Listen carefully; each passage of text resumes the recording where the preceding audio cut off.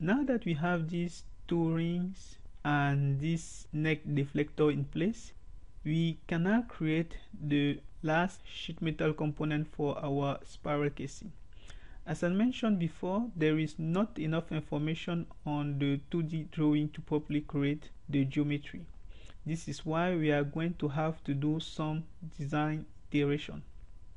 The first step is to dive right back into the master sketch, and there we will have to define roughly the position of the plane for the missing cross section.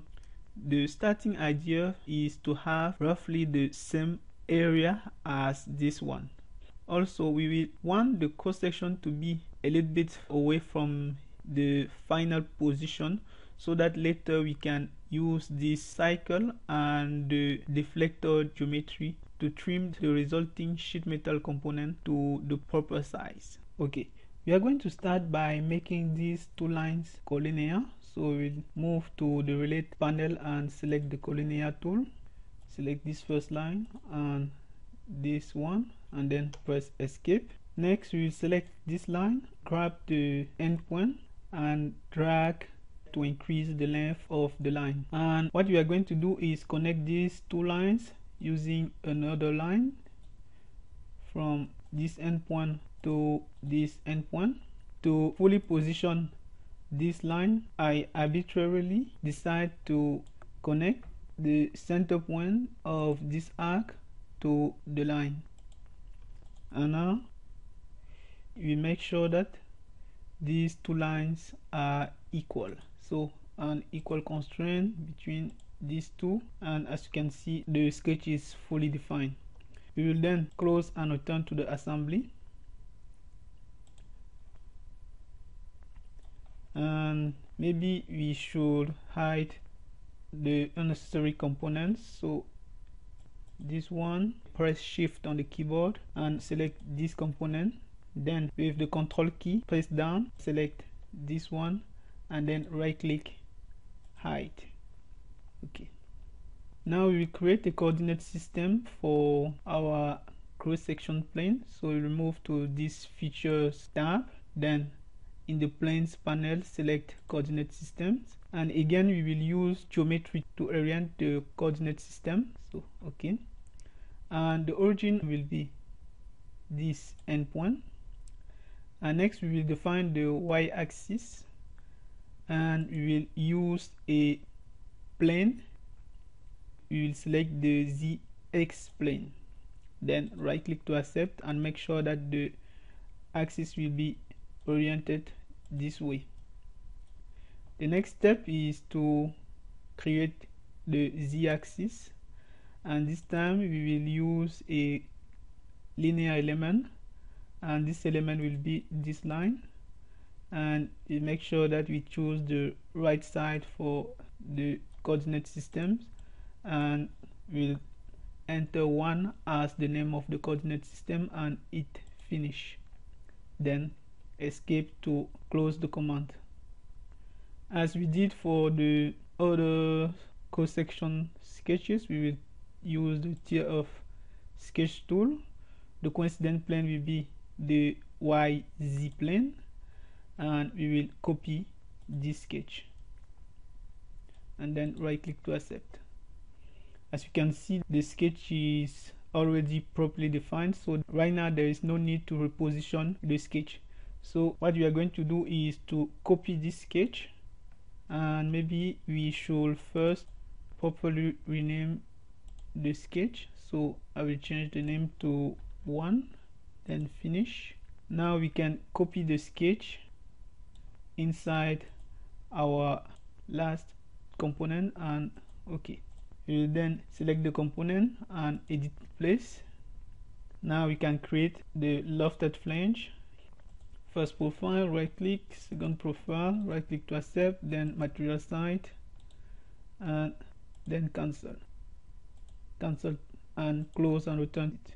Now we will edit the cut we perform on the other components to include this component.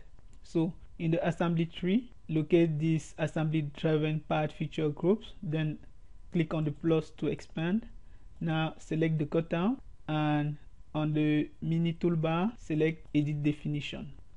Now what we want to do is to add this part to the part to be cut. So you'll select this step, select part, and now we can select the new part and right click to accept the selection, and as you can see the part is cut as the other.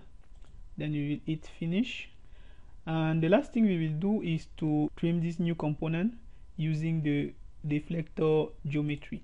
So we'll select the part and edit in place. Now we'll press Ctrl Q on the keyboard to show the top level geometry. And before we move forward, I want to point out something. You can see that the assembly components appear transparent, but in the previous video they didn't appear like that. This is because I changed a setting in the solid edge option, and this setting is located under the application menu button, solid edge options, then view, and you have this option, dim surrounding components during in place edit. Okay, basically what this setting does is it changes the transparency of the assembly component during an edit in place. So my components were not appearing transparent because I had this option unchecked. So this is why you may have noticed the difference between my graphic display and yours. I was working on a different project and I turned this option off and I forgot it. So okay, now we will locate this whole command group and make sure that we select the button part, then activate the cut tool. We'll use a coincident plane, and as usual we will select the ZX plane, and next we will use the include tool and make sure that in the master sketch we select this edge. For the cut we want to perform, we do not need more information than this line. And now we have to define the side where the material will be removed. So select this side. As you can see on the preview, the line is extended and the cut can be performed on this side, on the other side, or symmetrically, and this is what we want. So we will just click to accept and then finish.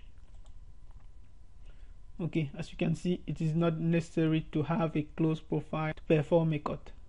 So now we will just click on close and return to the assembly, and we will hide the master sketch for the time being, or maybe we will hide all the sketches and have a look on the result we have.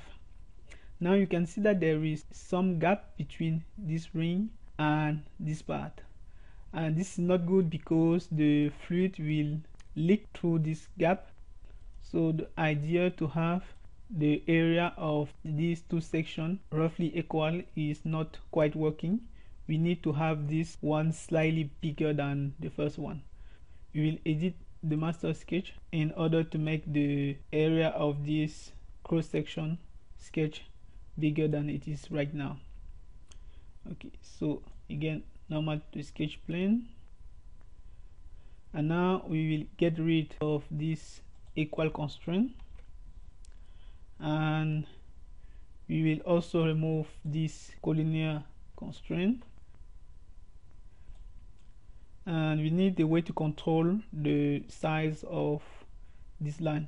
So we will do as we did for the other section plane. So we will add a line from the origin to this endpoint, then we will add an angle from the x-axis to this line, and as usual we will enter 20 degrees.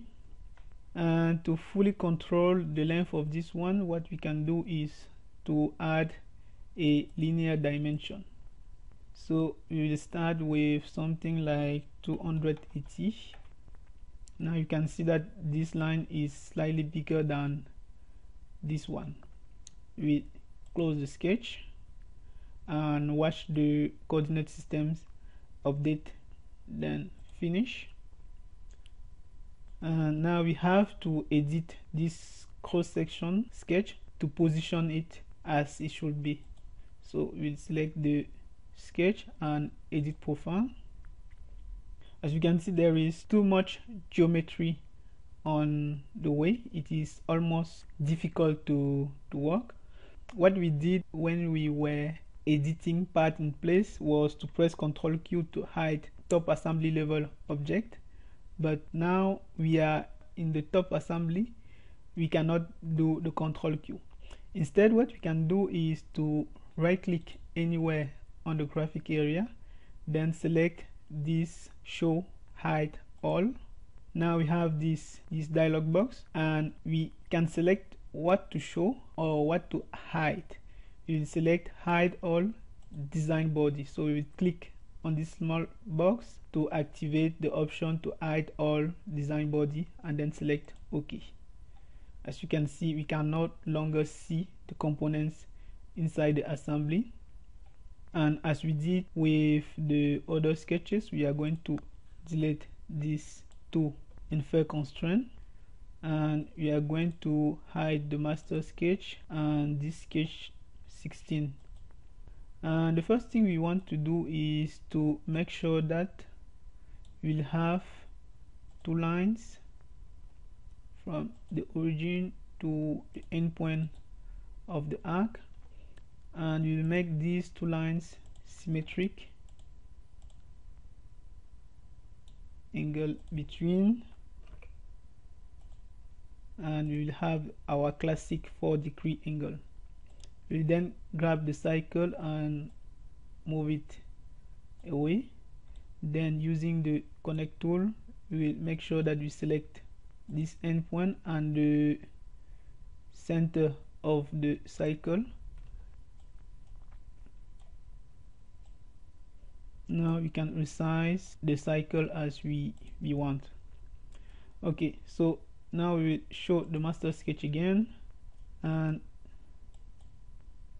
we will connect, and using the connect tool we will connect the cycle to the endpoint of the line. Okay, and to finish, we'll make these two construction, then close sketch. Maybe before we close the sketch, we should show back all the design body, then close sketch, and now we will hide the master sketch and have a look on the resulting geometry. As you can see, it is a little bit better now, so we have to go back inside the master sketch again and adjust this dimension. So this time 260, close sketch again, finish, and now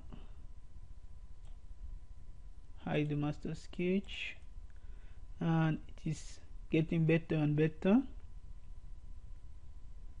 Maybe we should finally change the value to, let's say, 240. Then close sketch again, finish,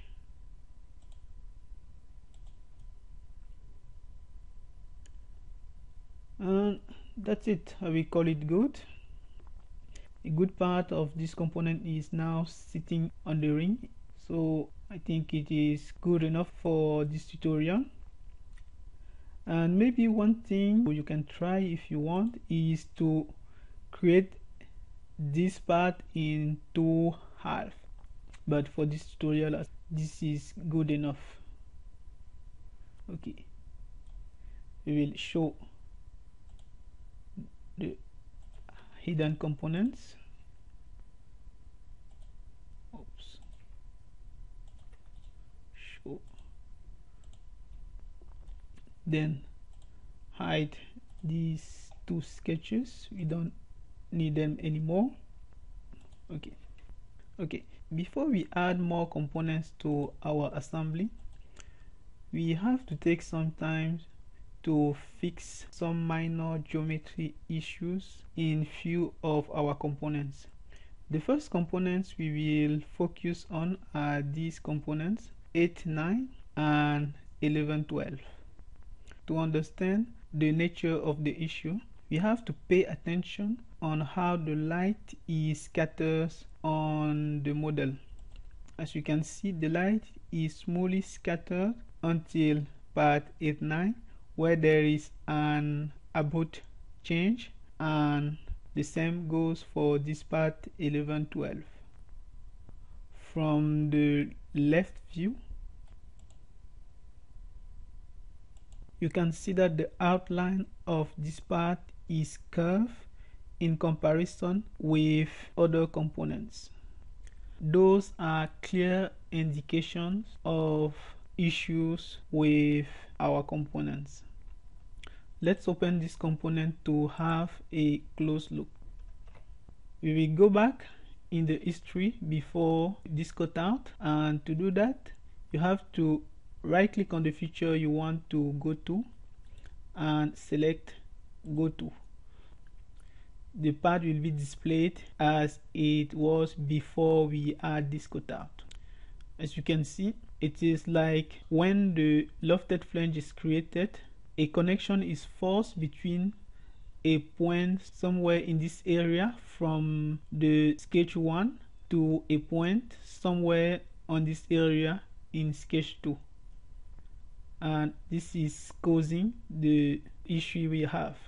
And the most simplest way to fix the part I found was to increase this angle, and this is what we are going to do. So first we are going to go back to the last operation on the part 3, and since we cannot change these sketches directly inside the part, we're going to have to change them at the assembly level. So close and return. And one thing we can do is to go inside all these sketches and change. Okay, let me hide sign body first. Oops. And change this 4° value for each sketch, but this will take too much time to my test. So what we are going to do instead is to use this variable table. Okay, I'll show you how. So the first thing we are going to do is to double click on this dimension, and we are going to change the name SK for sketch underscore OP for opening, and then angle, and right click or click on the green check to accept. We will leave the value at 4°, and then we will show all design body. Okay, then close and return to the assembly.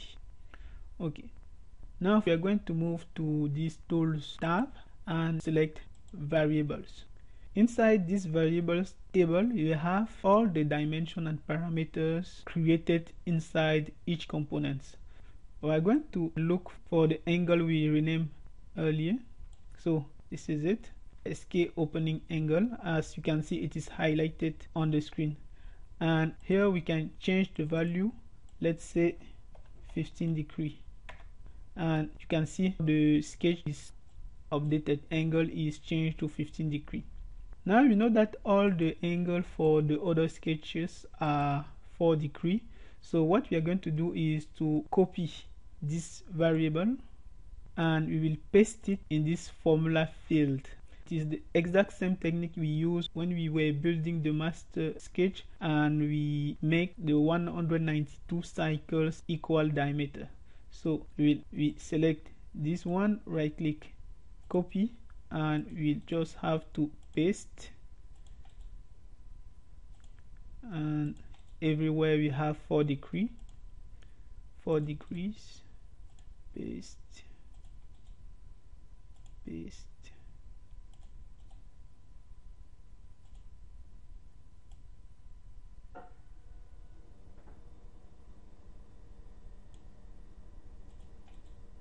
paste,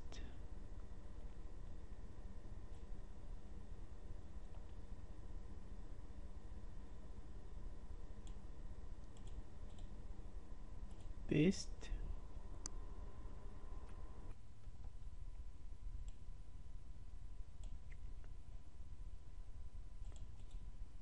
paste, paste,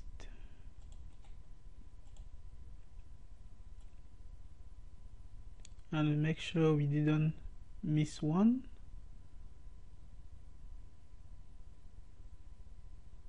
Okay, these two.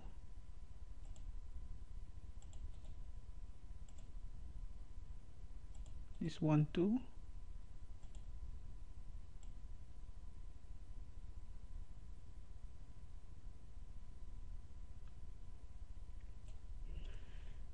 And now you see there is no change on the model, and that is because we have to update all links, and Solid Edge will compute and apply the change, as you can see.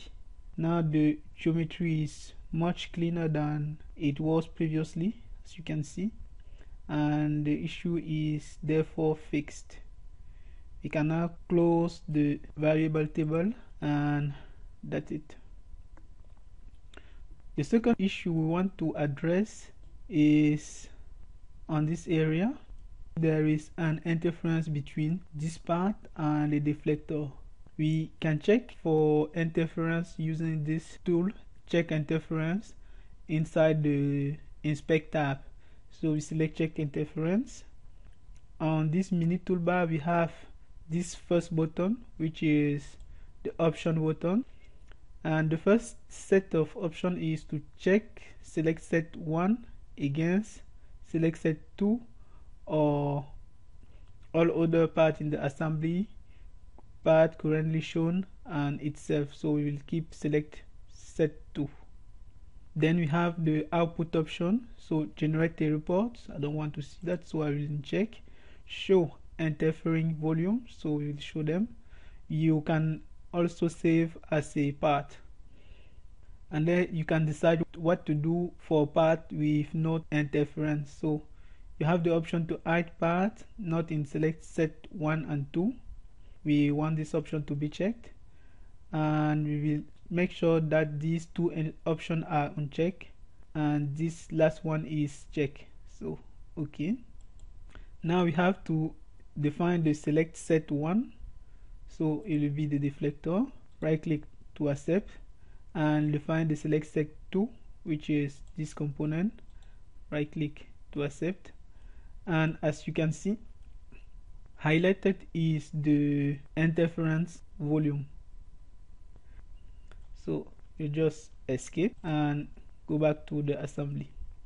So what we have to do to finish this part of the tutorial is to add the same cutout we did for this component on this one. We make sure that sketches are visible. Select this component, edit in place, and Ctrl Q to show the assembly level object.